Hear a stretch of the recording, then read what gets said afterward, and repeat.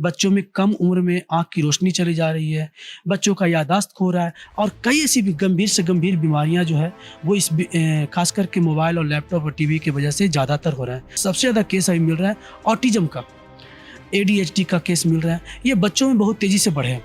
नमस्कार, मेरा नाम परितोष शाही है और आप प्रभात खबर देख रहे हैं। आज हमारे साथ जुड़े हैं डॉक्टर BM प्रसाद। आइए इनसे बात करते हैं। सर, अपने बारे में कुछ बताइए। जी, मैं डॉक्टर BM प्रसाद हूँ और मेरा BC German pharmaceutical private limited company है, जिसके तहत होम्योपैथी की बहुत सारी दवाइयाँ आती है। हमारे कंपनी के अपने 1100 मेडिसिन आते हैं जो पूरे ऑल ओवर इंडिया में हमारी सेल होती है। और ये जो मेडिसिन बनाई गई स्पेशली उस खास करके होम्योपैथिक में एक अलग और बहुत ही इफ़ेक्टिव मेडिसिन माना जाता है और बहुत ही जो मिराकल काम करते हैं पेशेंट पर। तो ये बहुत ही इफ़ेक्टिव मेडिसिन है, इस पर मेरा काम होता है और मैं पूरे इंडिया में इसकी सप्लाई भी करता हूँ।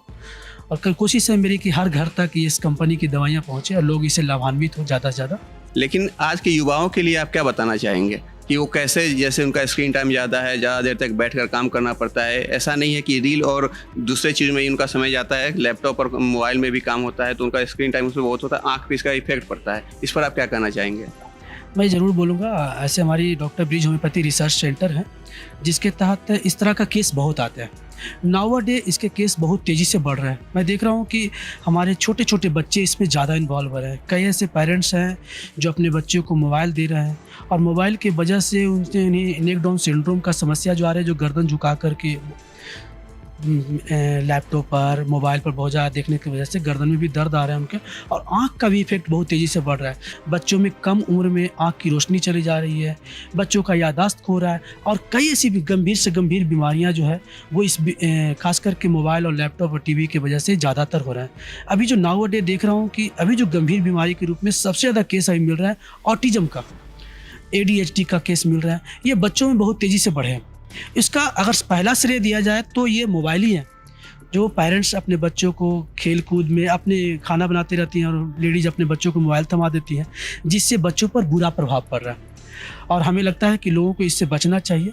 अगर ये नहीं बचे तो आने वाला जो पीढ़ी है ये कई ऐसी गंभीर बीमारियां से पीड़ित हो सकते हैं। तो खास करके मैट्रिक जब तक बच्चे नहीं करते हैं उसके हाथ में मोबाइल देनी ही नहीं चाहिए।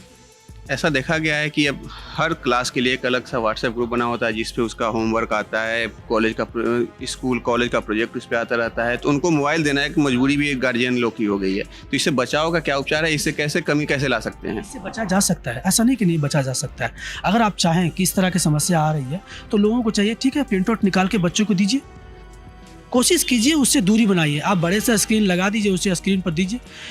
मजबूरी है, नाउअडे इतना तेज़ी से हमारा देश बढ़ रहा है तो लोग तो बढ़ेंगे ही, मोबाइल टीवी की दुनिया में आएंगे, लेकिन कम उम्र के बच्चों को इससे दूरी बनाते हुए आप उसे प्रिंट आउट निकाल कर दें, उसे अपने लिख कर दें, उसे लिखने की आदत बनाइए, आप बोल के लिखवाइए। ज़्यादातर टीचर को भी चाहिए कि थोड़ा सा आना पड़ेगा। ये ऐसा नहीं है कि आप उसमें ज़्यादा इन्वॉल्व करेंगे। कोशिश कीजिए 10% 20% तक इन्वॉल्व रखें।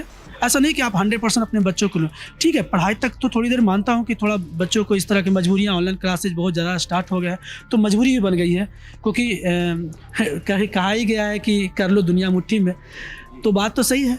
इससे कई बच्चे पॉजिटिव वे में अगर इसको इस्तेमाल किया जाता है तो बच्चे के अंदर तेज़ी से डेवलपमेंट भी होता है। ऐसा नहीं है कि नहीं है। कई ऐसे बच्चे हैं जो मोबाइल से ही बहुत कुछ सीख चुके हैं आज तक डेट में, जो हमें आपको पता भी नहीं होता है, और वो अच्छी चीज़ें और ऊँची छलांग कर रहे हैं, छलांग मार रहे हैं। तो ये गलत नहीं है, एक अच्छी चीज़ भी है, लेकिन जहाँ तक अच्छा के साथ साथ बुरा भी है। बुरा प्रभाव इन सेंस कि जो बच्चे इसके बारे में जानते ही नहीं है, नथिंग, वो रील्स देखते हैं, वो उसमें गंदी चीज़ें भी हैं जिसको लोग पकड़ रहे हैं, उससे बच्चे पर नेगेटिव इम्पैक्ट भी जा रहा है। और देखिए ऑटिज्म की जहाँ तक बात मैंने बोला, ये ऑटिज्म में बच्चे का याददाश्त चला जा रहा है, बच्चे का कंसंट्रेशन, आई कांटेक्ट चला जाता है।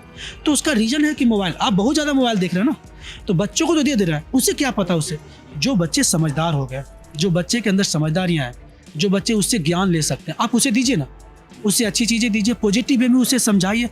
आप इजी वे में मोबाइल दे रहे हैं तो उसका तो इफेक्ट पड़ेगा ही ना। सर का साफ कहना है कि हर चीज़ का दो पहलू होता है, एक पॉजिटिव और एक निगेटिव। तो हमें पॉजिटिव पक्ष पर ध्यान देते हुए इस चीज़ के सही उपयोग करना चाहिए और कम से कम स्क्रीन टाइम के लिए गार्जियन को भी ध्यान देने की ज़रूरत है। Thank you sir.